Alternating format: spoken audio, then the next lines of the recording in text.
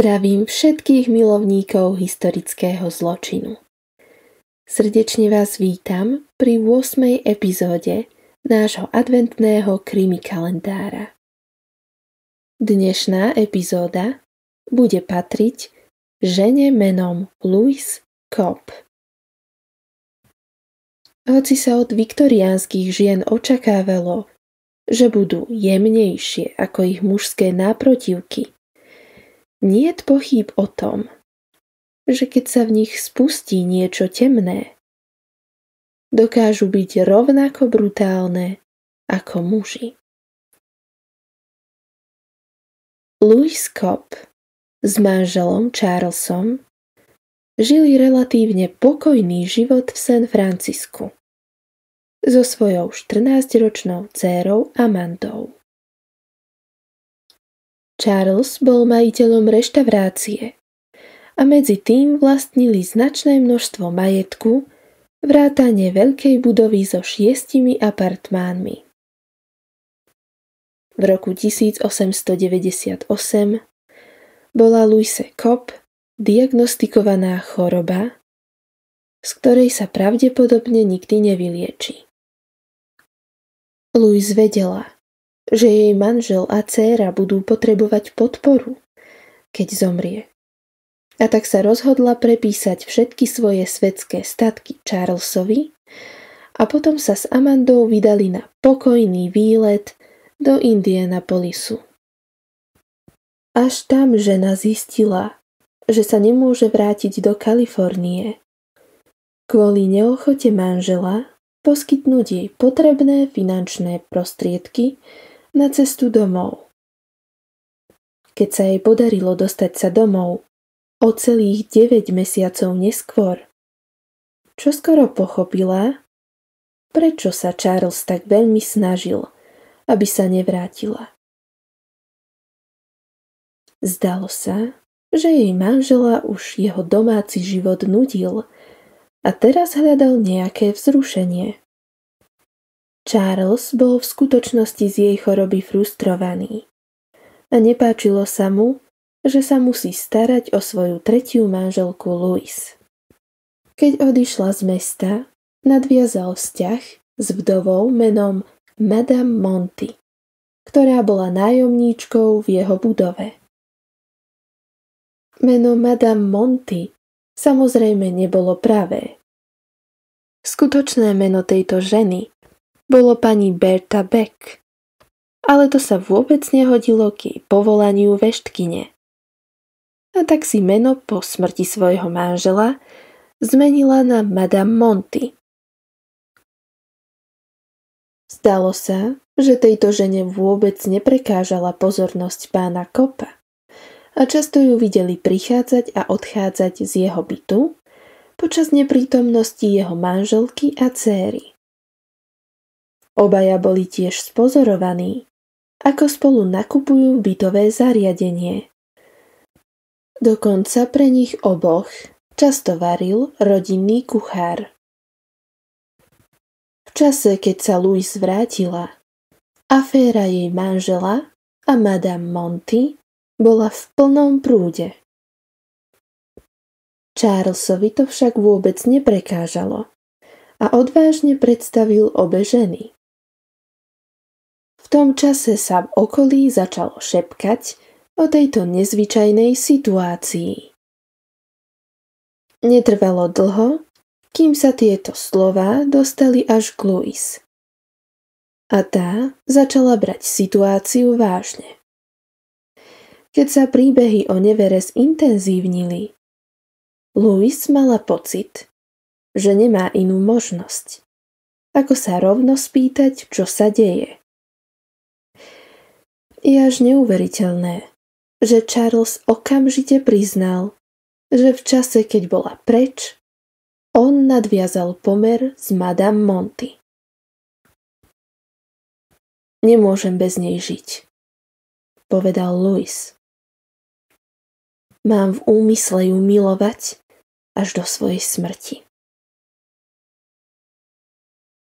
Keď sa ho manželka spýtala, prečo ho tá žena tak fascinuje, odpovedal celkom jednoducho.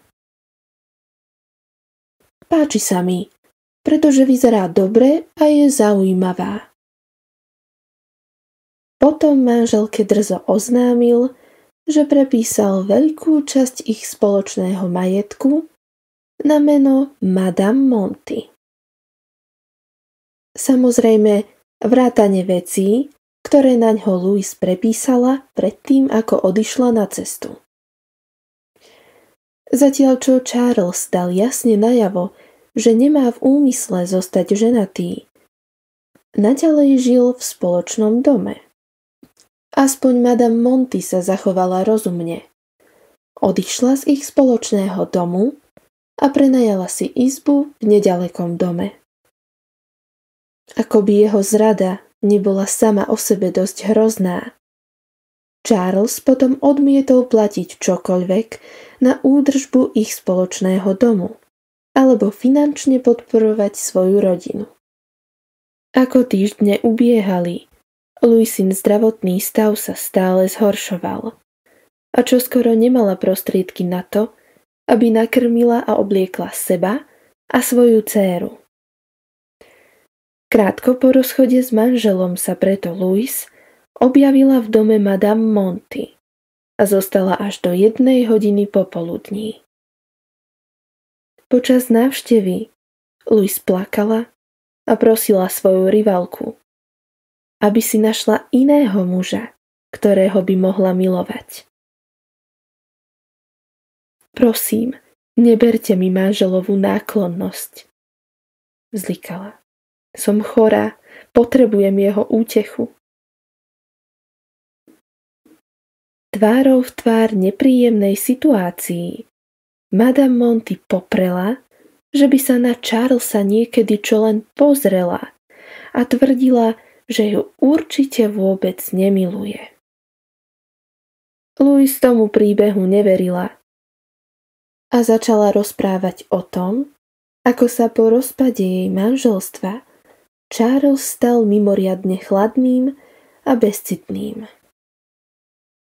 Potom Madame Monty vysvetlila, že jej manžel zobral všetky ich peniaze z banky, čo je zločin. Týmito peniazmi chcela Louise zaplatiť opravu rozbitých okien, ktoré Charles rozbil počas bitky v predchádzajúci večer. Ak môj manžel nevráti majetok do rovnakého stavu, v akom bol, povedala Louise Madame Monty, nedožije sa toho, aby si ho užil. Hádky a konflikty naberali na intenzite a Charles začal byť mimoriadne hrubý a násilnícky.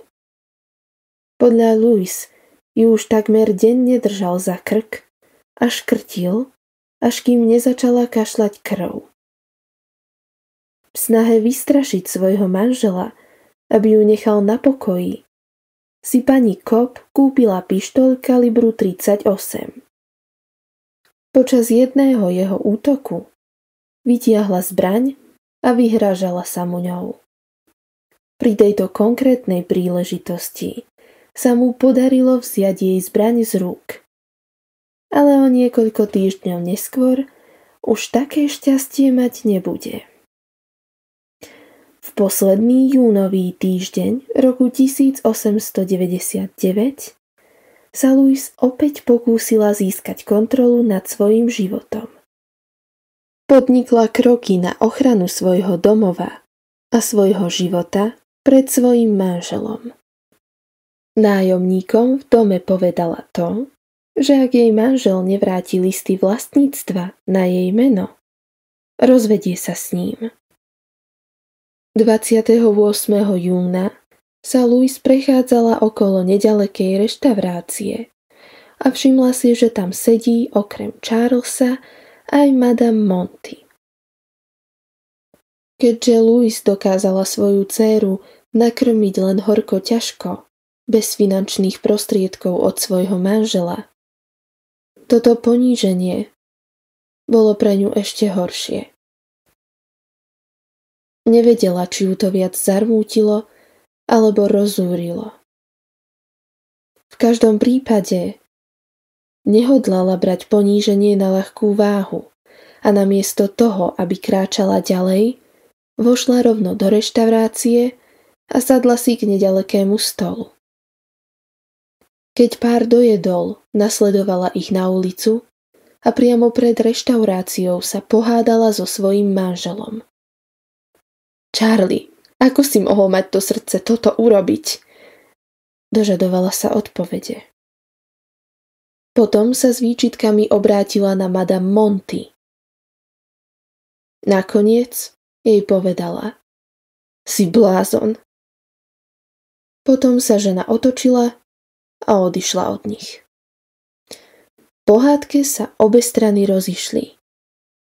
Keď Louise prišla domov, jej manžel Charles už sedel vo svojom obľúbenom kresle, čítal noviny a fajčil fajku.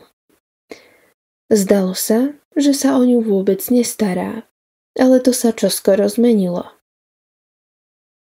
Louise ho opäť konfrontovala a tí dvaja sa znova pohádali tak, ako sa hádali neustále počas uplynulých 4 týždňov.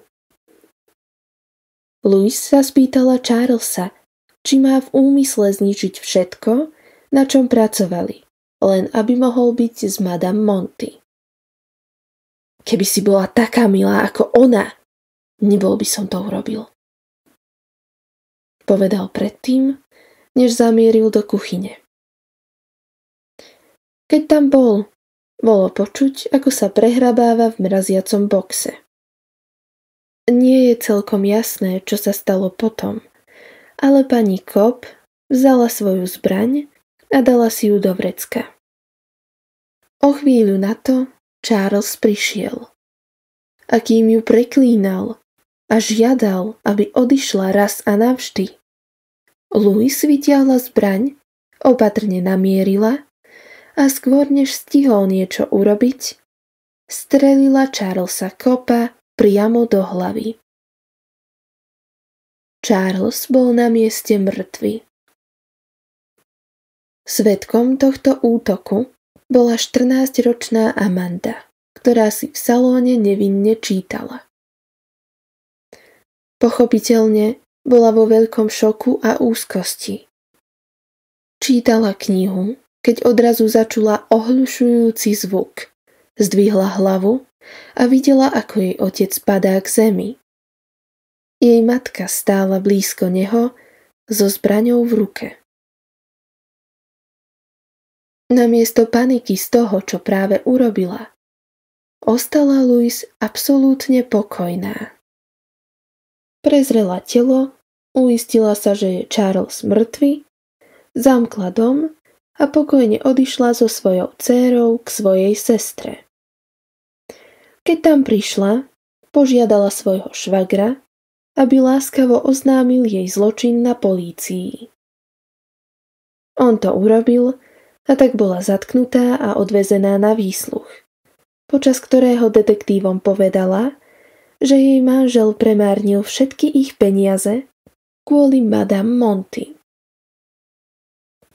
Vyšetrovanie bolo začaté okamžite a porota rozhodla, že Louise Cobb bola privedená do zúfalstva vzhľadom k pomeru jej manžela s jeho milenkou. Rozhodli sa, že udalosť bola ospravedlniteľnou vraždou, hoci sudca nesúhlasil a obvinil ju z vraždy. Pani Cobb sa nepriznala a bol stanovený dátum súdu.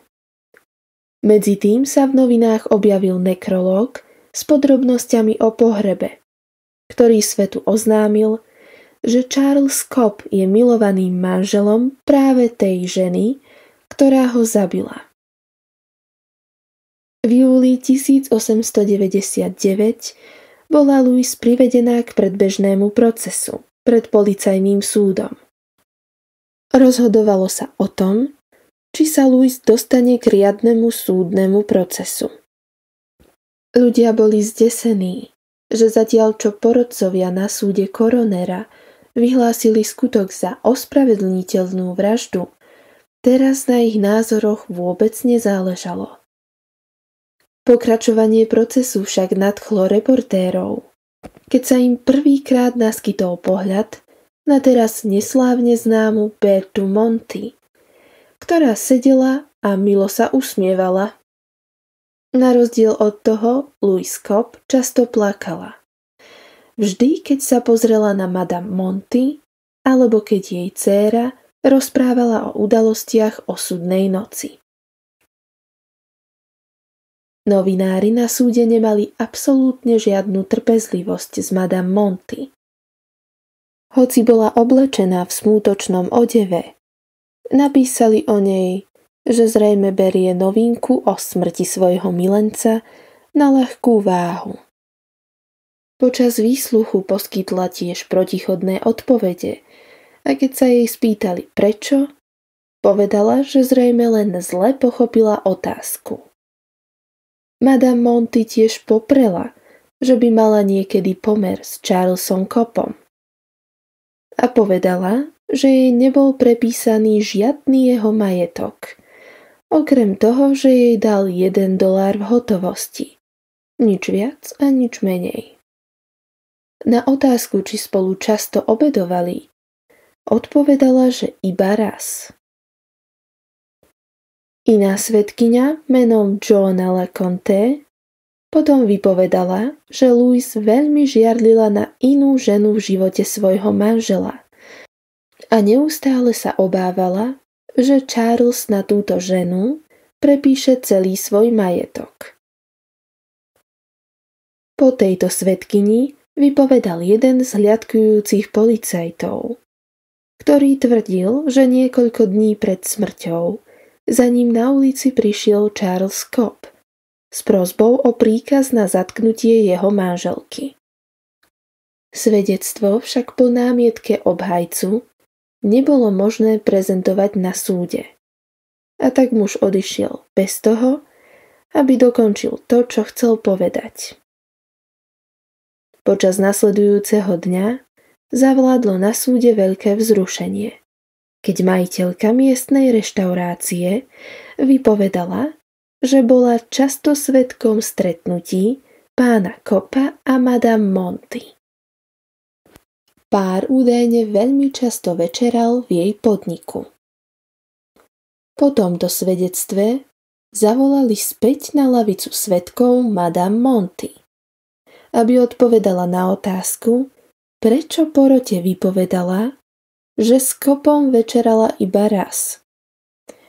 Prekvapená žena odpovedala, že si myslí, že otázka sa vzťahovala len na obdobie po návrate Louise z Indianapolisu, nie na celé obdobie ich priateľstva. Majiteľka reštaurácie potom oznámila súdu, že Madame Monty klamala a že ju tam videli najmenej 2-krát za posledných niekoľko týždňov. Následne sa strhla medzi oboma ženami hádka. Až napokon musel zasiahnuť sudca. Niekoľko susedov a nájomníkov svedčilo a každý rozprával príbehy o tom, ako sa Charles Cobb intímne zblížil s Madame Monty počas neprítomnosti svojej manželky. Jedna žena, Maria Carlo, šokovala súd rozprávaním príbehu o tom, ako Cobb 2-krát udrel svoju ženu kladivom. Útok sa zastavil až vtedy, keď zasiahla Amanda a Louise ako odvetu rozbila nábytok. Louisina sestra potom prezradila, že nedávno požiadala Charlesa, aby bol k svojej manželke láskavejší. Som zamilovaný do Madame Monty, odpovedal jej. Čo s tým?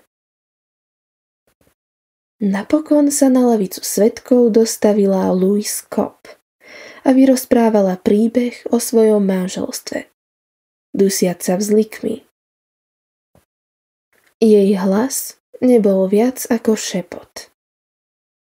Madame Monty videli, ako naťahuje krk a napína uši, aby si vypočula celé svedectvo. Opovrhovaná manželka Louise porozprávala príbeh o dobrom mužovi, ktorý sa odrazu stal hrubým a násilníckym. Stratila som dobrého manžela, povedala, keď plakala. Počas jej svedectva potvrdila príbeh o tom, ako ju udrel kladivom, pričom si spomenula, že sa bála zostať v dome. Raz ju údajne udrel z boku do hlavy, inokedy ju udrel kladivom po pleci. Kúpila som si pištol, aby som ho vystrašila, aby ma viac neškrtil. Myslela som si, že ak bude vystrašený, vzdal by sa Madame Monty. Nikdy som nemala v úmysle ho zabiť, uviedla žena. Spýtali sa jej, či to všetko bola nehoda. Na čo odpovedala: nie, stlačila som spúšť, ale nemyslela som si, že ho to zabije tak ľahko.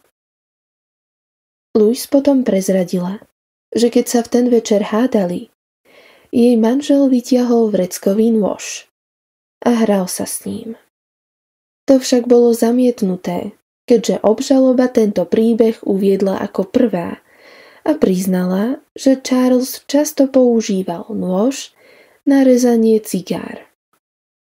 Výsluch bol ukončený a obhajoba predniesla záverečnú reč, v ktorej uviedla, že úbohá pani Cobb je smrteľne chorá.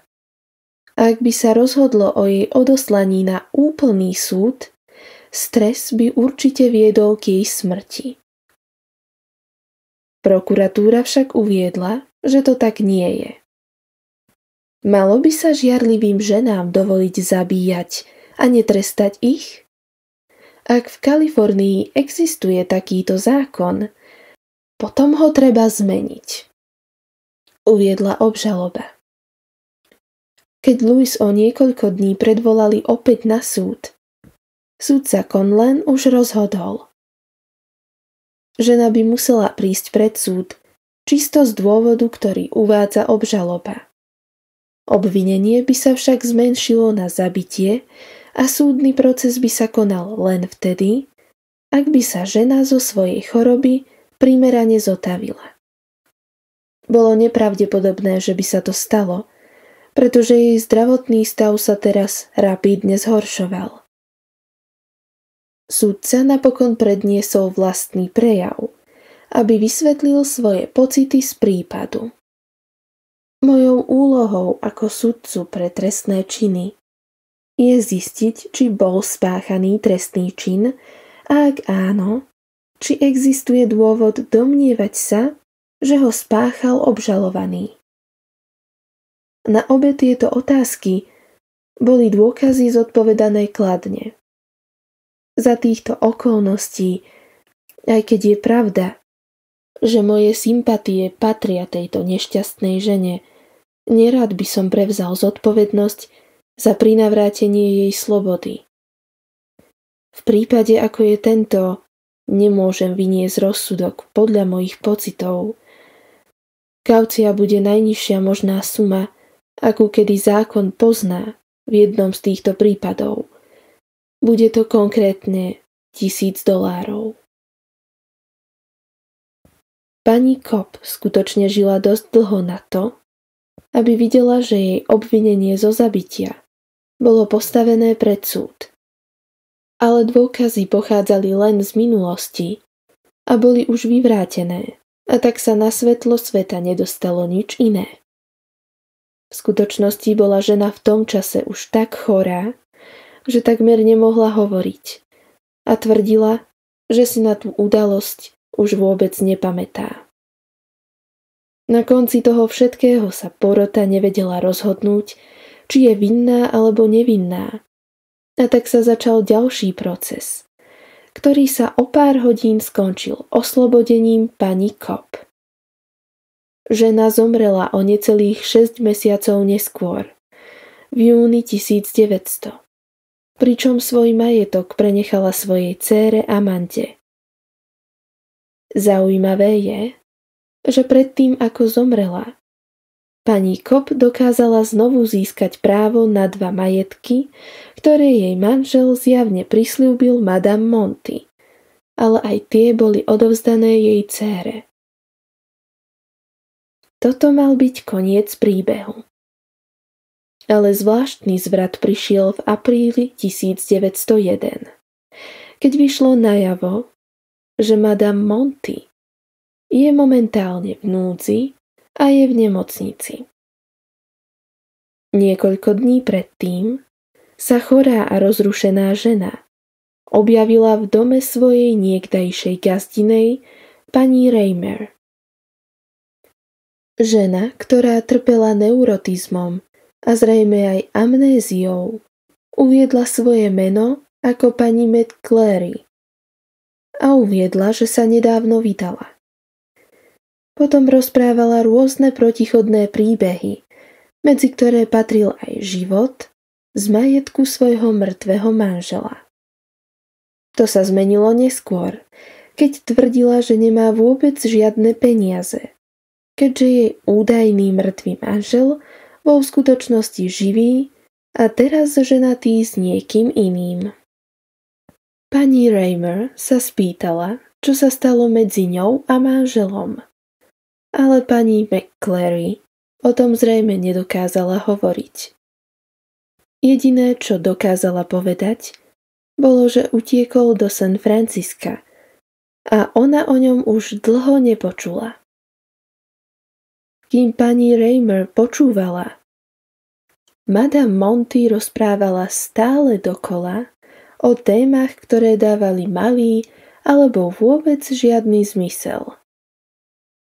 Žena sa obávala o svoj duševný a fyzický stav a tak privolali lekára, ktorý ju chcel odprevadiť do nemocnice.